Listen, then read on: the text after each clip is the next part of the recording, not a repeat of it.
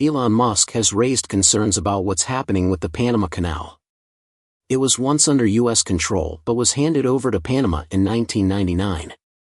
Since then, rising fees and tensions, including a threat from Donald Trump, have frustrated shipping companies. So, what's really going on?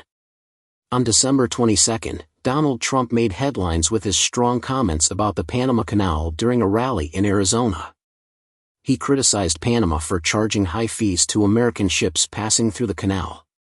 According to Trump, these increasing costs are making it harder for American businesses to ship goods between the Atlantic and Pacific Oceans, hurting the economy. He even suggested that if Panama doesn't lower the fees, the U.S. might take back control of the canal. His warning to Panama's officials was clear: they should be guided accordingly. The Panama Canal is one of the most important shipping routes in the world. If fees keep rising, it could have a huge impact on global trade.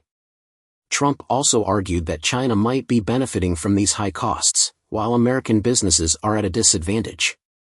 Panama's president, José Raúl Mulino, quickly responded, making it clear that Panama has full control over the canal and has no intention of giving it back to the U.S.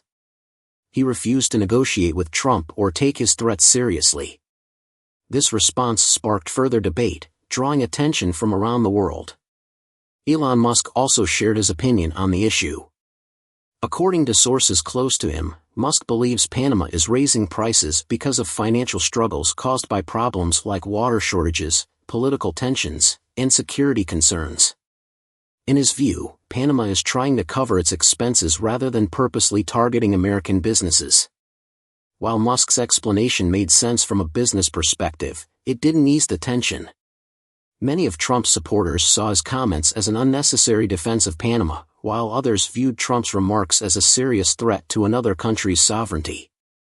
Panama's government reacted strongly, showing just how sensitive this issue is.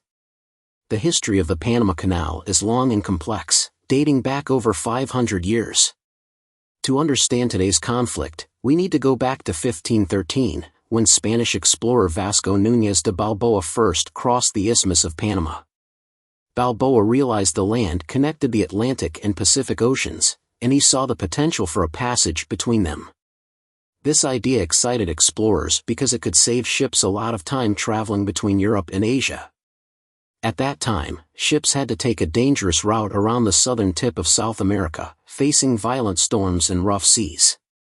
Many ships never made it back, making the idea of a shortcut through Panama extremely appealing.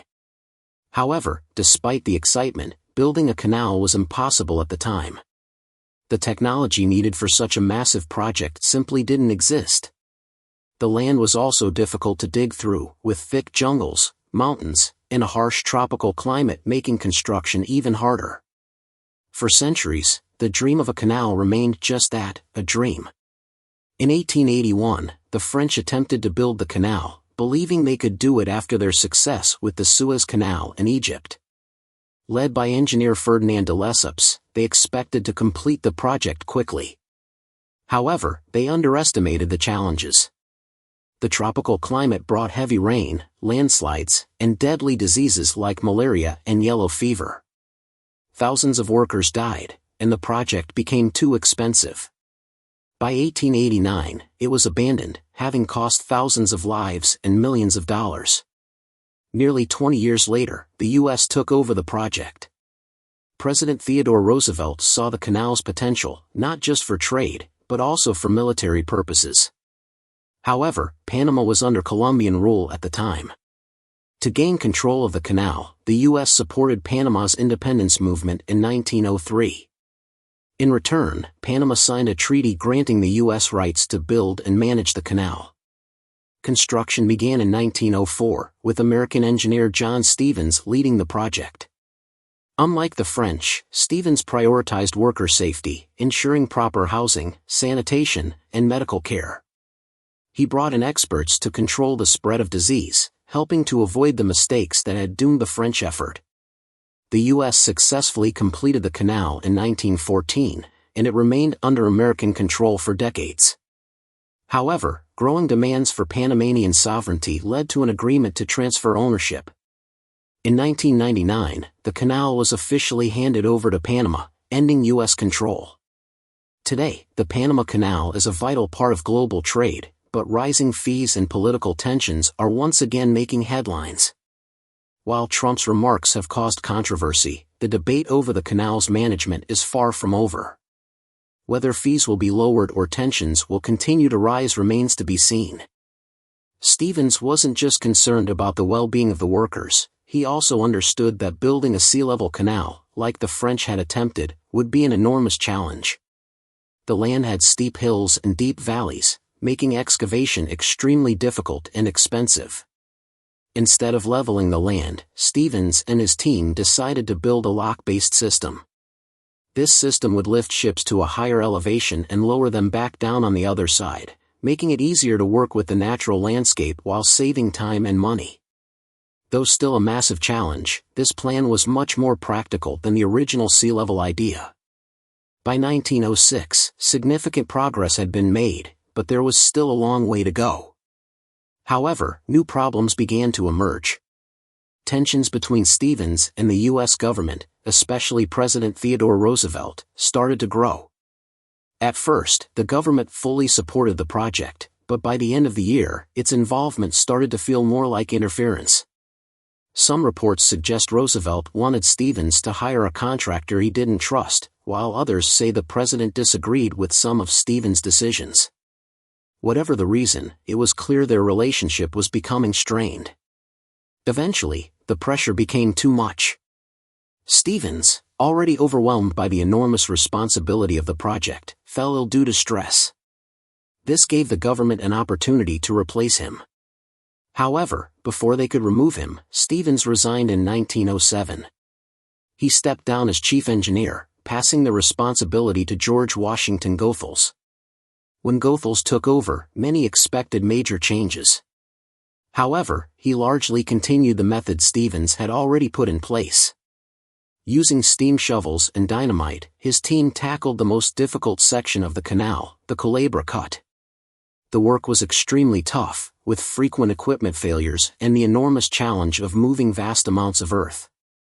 Despite efforts to improve health conditions, workers continued to suffer from diseases like yellow fever and malaria. Around 5,000 workers died during the project. In addition to illness, landslides and heavy rains frequently undid weeks of work. Despite these setbacks, Goethals and his team kept pushing forward, determined to complete the canal. After years of struggle, the Panama Canal was finally completed. On August 15, 1914, the SS Ancon became the first official ship to pass through. This was a major achievement for both the U.S. and Panama. Before the canal, traveling between the Atlantic and Pacific Oceans took nearly 2 months. With the canal, the journey was reduced to about 8 hours, revolutionizing global trade and military strategy. The workforce that built the canal was incredibly diverse, with laborers from around the world, particularly the Caribbean. While the U.S. led the project, it was truly an international effort. From the moment the canal opened, the U.S. controlled it and the surrounding area, giving them a significant strategic advantage. Roosevelt saw the canal as a crucial military asset, especially as World War I approached. Even after the war, the U.S. maintained control of the canal, recognizing its importance for trade and defense. Over time, they invested in infrastructure upgrades to accommodate larger ships. The canal quickly became essential for global shipping, allowing goods to move more efficiently between the Atlantic and Pacific. However, in the 1960s and 1970s, Panama started pushing back against U.S. control. This movement gained momentum under President Omar Torrijos, who was determined to reclaim full sovereignty over the canal. Torrijos viewed the canal as essential to Panama's future and refused to accept continued U.S. ownership. Negotiations between Torrijos and U.S. President Richard Nixon were difficult, but they eventually led to the 1977 Carter-Torrijos treaties. These agreements gradually transferred control of the canal to Panama. Over the next 2 decades, Panama gained more rights, and on December 31, 1999, the country officially took full ownership of the canal. After taking control, Panama immediately increased tolls for shipping companies. The government argued that these hikes were necessary to fund maintenance and upgrades. Though companies were unhappy, they had no choice but to pay. Over time, tolls continued to rise, with some companies negotiating privately to lower costs. By 2016, another major price increase sparked strong opposition, especially from American shipping companies. Panama defended its decisions, stating that toll increases were needed to fund expansions, such as the new locks completed in 2016 to accommodate larger ships. However, even after the expansion, tolls kept rising. By 2023, fees had increased by over 10%, with expectations of a 30% rise by 2025. Many critics pointed out that under U.S. control, tolls had remained stable for decades. It was only after Panama took full control that prices began to climb rapidly. The issue gained political attention when Donald Trump publicly criticized Panama for overcharging shipping companies. He even suggested that China might be influencing Panama's decisions. In response, Panamanian President José Raúl Mulino strongly defended his country's sovereignty and denied any foreign interference. He also justified the toll increases, arguing they were necessary to maintain and improve the canal. Elon Musk also weighed in, noting that the canal was facing major challenges. Climate change had led to severe droughts, making water levels unpredictable. In 2019, an unusually long dry season caused delays for ships. The canal's aging infrastructure, much of it over a century old, was another issue. While expansions had been made, the canal still required significant upgrades to handle modern shipping demands. The COVID-19 pandemic further disrupted operations. Global trade slowed, reducing revenue and forcing Panama to raise tolls to make up for losses. However, continual price increases risked pushing shipping companies away. Musk warned that if tolls kept rising, companies might seek alternative routes. Despite these challenges, Panama remains committed to managing the canal and keeping it profitable. However, the debate over tolls and the canal's future is far from over. What do you think about the situation? Share your thoughts in the comments, and don't forget to subscribe for more updates.